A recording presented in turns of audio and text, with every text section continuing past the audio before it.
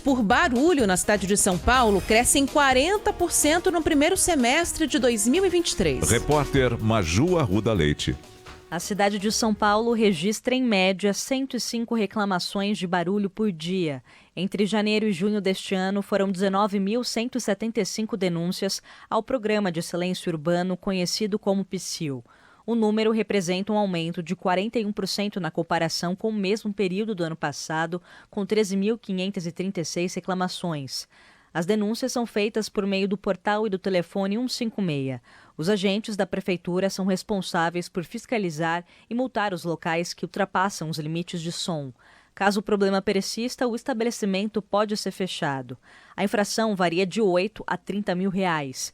As vistorias ocorrem em obras, empresas, comércios, bares e restaurantes. A lei do PSIL não permite a fiscalização em residências. Segundo a Prefeitura de São Paulo, Pinheiros, na Zona Oeste, é a região que lidera o ranking de reclamações por barulho no primeiro semestre deste ano. Em seguida, aparecem Vila Mariana, na Zona Sul, e Bela Vista, no centro da capital, onde o Afonso Guimarães vive.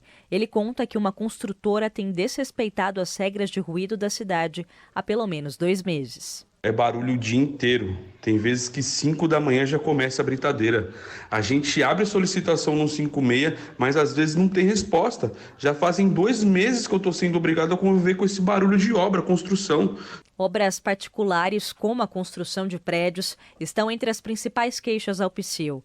Enquanto as denúncias aumentaram, as vistorias feitas pela Prefeitura tiveram uma redução de 10%. Foram 3.906 este ano, contra 4.337 no ano passado. Por outro lado, as autuações cresceram quase 4%, de 464 para 481. Obrigada, Maju. Bandeirantes 7h35.